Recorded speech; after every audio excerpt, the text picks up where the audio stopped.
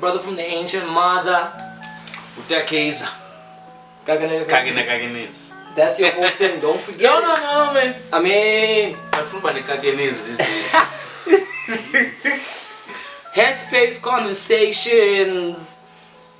And I think today, Ta-Kaizer, I want to take the tangent of our conversations to something interesting. Hip-hop is not only built by the practitioners. Yeah. Inside, doing the craft, the graph, the b-boying, the DJ. There's a business to hip-hop. Yeah. KRS-One once famously included entrepreneurship as part of hip-hop's elements. You know, and today I don't want to talk about whether that's valid, but I do want to say that hip-hop entrepreneurs, people who see the value in hip-hop's commercial viability, are very integral to how the culture has developed.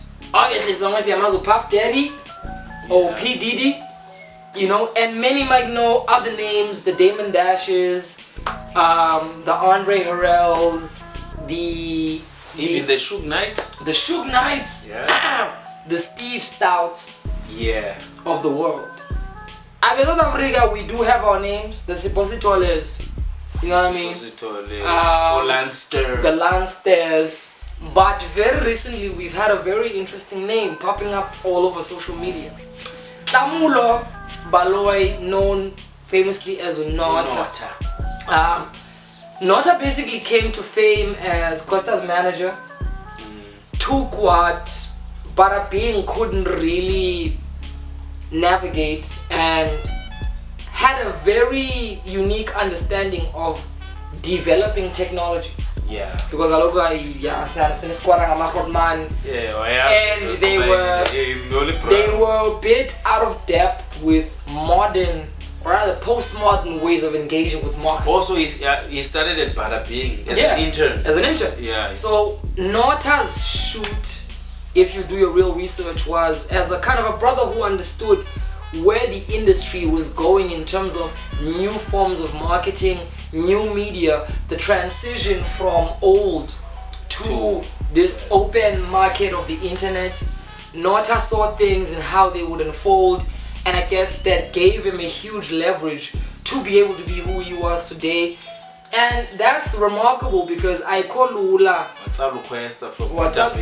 course, because because at Bada Bing they couldn't they wanted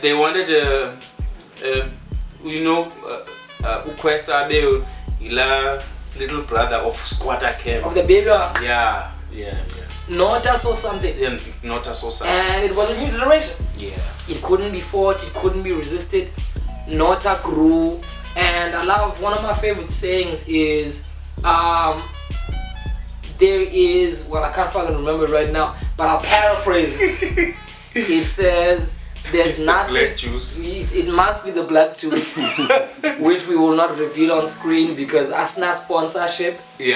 But the saying goes along the lines of, you can't fight, or there's nothing greater than an idea whose time has come. And I guess Nota was the idea that whose time has come. His skill set in social media, in basically just generally what we would consider new media. But now, he's been using that leverage, power and authority to kind of... Recently.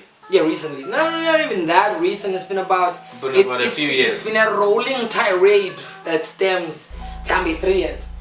Probably as long as South African podcasters have been active.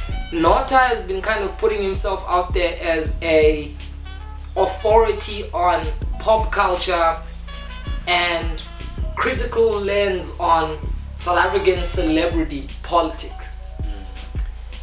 He's basically, as a hip-hop's talking head, he has become one of the foremost voices in how everyday South Africans view what's going on in the game, especially as it pertains to Abanabenzi hip-hop ne-rap.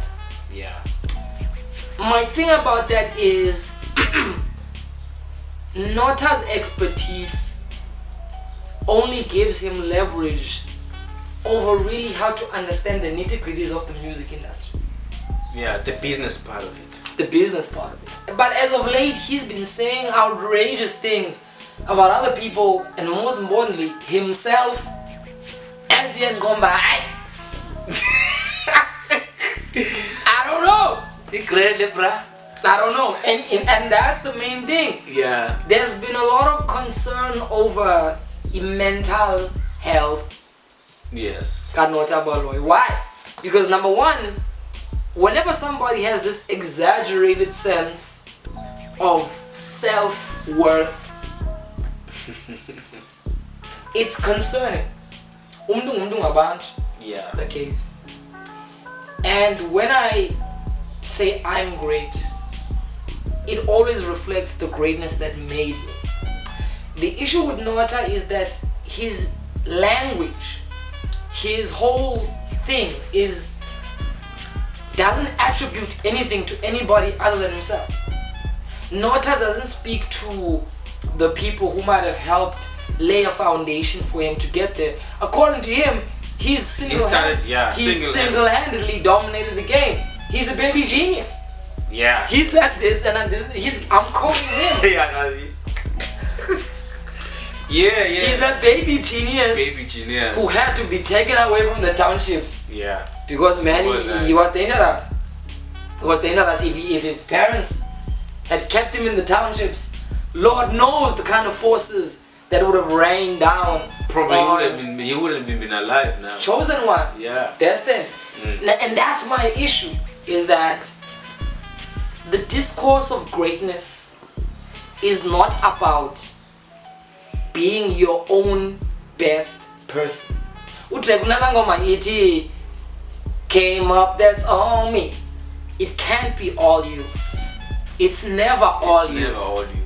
Anybody who claims that their success is all them is either one of two things: a liar, medically disturbed. But the question would be, if he's a liar, you can only get the answer, the real conclusion from someone who's gonna say, nah, he lied. That's not I'm the one who opened the door for him. Now there's no one who's coming out. And I think it's because those who know what they know don't find it important to add to the discourse that Nota's building. Nota's creating this world in which it's him against everybody else. He's creating this world in which there is... It's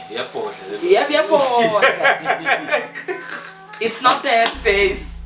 If our main man in the background Fritz, you know it's gonna be a crazy episode. So, go catch sport the issue can I'm fucking with you, bro. Nota's whole narrative is that he sets adversity. It's Nota versus the world. Okay. It's Nota versus the industry. It's Nota versus everybody else. So everybody who comes out will be questionable. Exactly. Whatever you say will be questionable. And the reason I felt we needed to do this episode is because the Headspace started out as a platform and practically still is. It still is, yeah.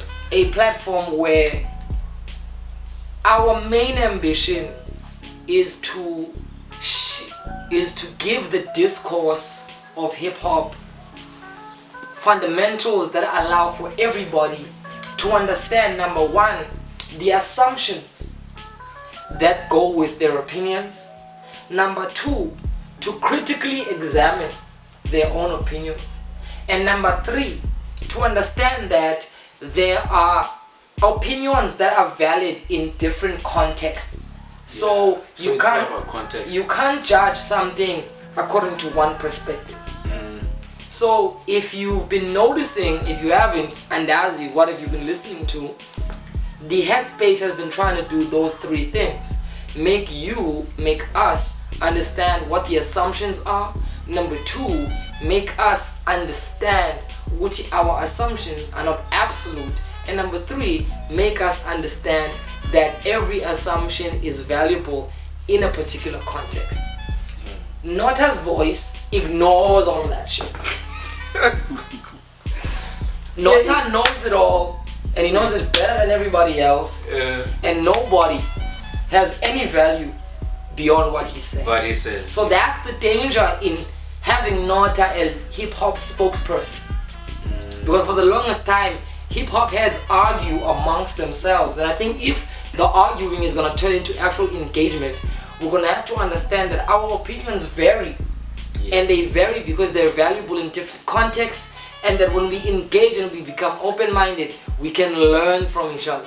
So humility is very important, and it's something that I feel Nota has very little of. You know what I mean? Because it's like, in order for us to grow as hip-hop, as South African hip-hop, we need to be able to understand that there are different levels of excellence in rapping, in graph, in breaking, in DJing.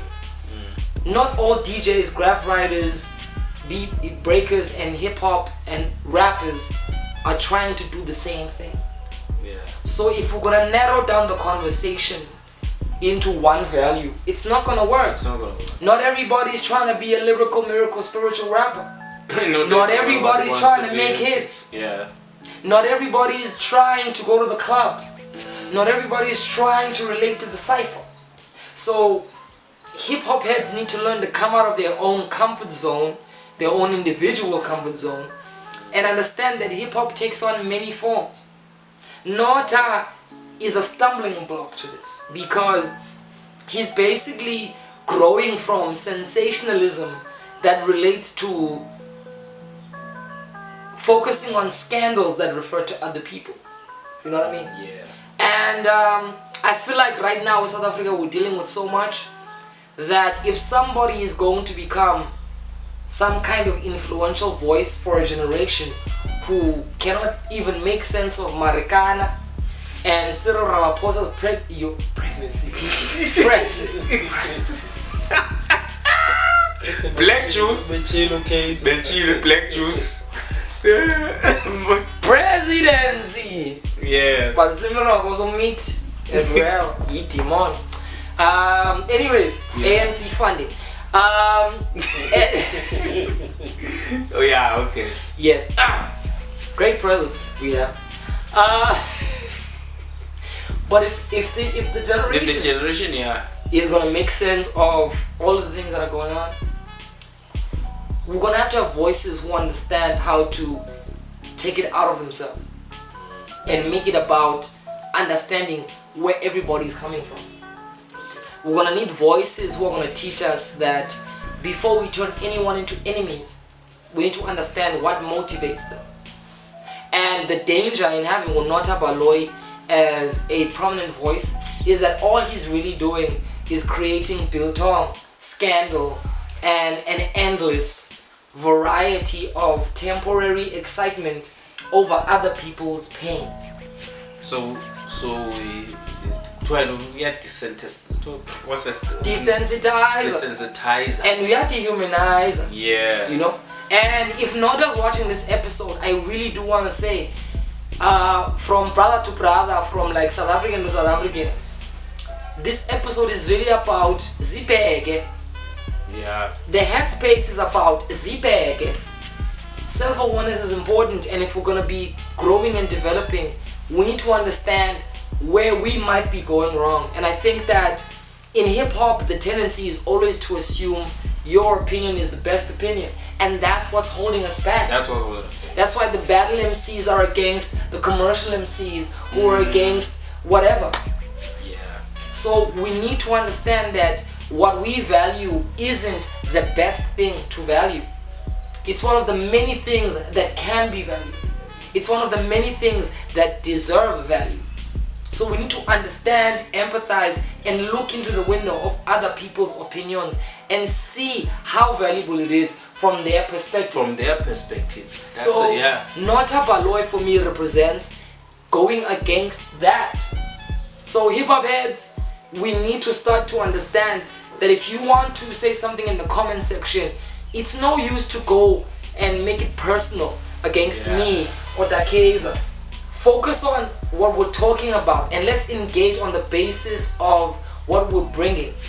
Because social media... Stop saying it's haters. Exactly. If you can't argue, give a credible argument, then might as well shut up. You know what I mean? Yeah, because if you're going to go on and use certain words to as you've done something very important. Hater, whack, and other words are dismissive. They end the conversation before it begins. They're not expanding them. They end the conversation before it begins. And if we're gonna grow as South African hip hop heads, we're gonna have to find a language which starts conversations and ivurumlomo instead of a language that closes the gate and doesn't allow us to truly engage in a healthy manner as lovers of this culture. So Nota Baloyi represents a voice that seeks to empower itself at the expense of others. I might not know the man personally. His wife said he needs help. I agree. And I do think that I'm not making fun of that. Mental health is a big part of hip hop. Don't push me cause I'm close to the edge. I'm trying not to lose my own head. Let's not lose our own head. Let's always realize that life is difficult. We're all going through challenges, and because of that, usibambe ngamasende or if awunawo amasende ukubambe ngeclitoris. Okay. Sexist. Exactly. Gender neutral. So life is bambi. Galanda bambi. And as a result, we need to have a certain level of empathy with the worst things that we see around us. Before you decide to hate something, just remember that that person had no other choice, because that's the life that they lived, which informed them that that's the only thing that they could do.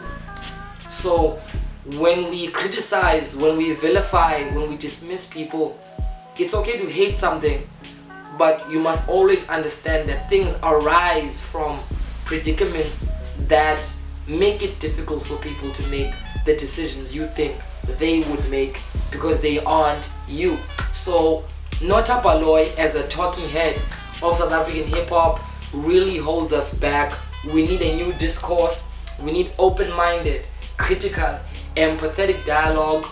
Headspace has been trying to engineer such kind of dialogues where I bring things that I personally like, but I try to bring them in a way that is cognizant of what everybody else thinks, and it becomes a nice, beautiful discussion. And if it needs to be a debate, might be a debate, but even then, I respect everybody's opinion, because I don't think mine is the only one that matters. I might love mine more than yours, Ta-Kaizer. But I'm willing to, in the process of us engaging, to move about from which perspective. Exactly, and be willing to learn that there's a possibility that you might win me over. Because learning is the only thing that is eternal. Change is the only constant. So don't attack the man. Don't attack the man. Yes. And even don't really attack the message. Engage with it. Engage with it. So hip hop has grown. Now just before you get where you're gonna get, which brings me to this Nota.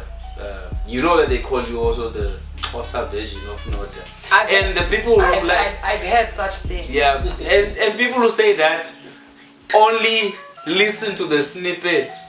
Brother, don't listen to the snippets that I put out there. Go listen to the whole thing. Go and engage us here. So engage on Facebook where we or TikTok where we drop these snippets. It's not only snippets, you're only getting it 2% of the whole message. You touched on something important, Ta-Kaizer. Today's era kind of emphasizes short, snackable.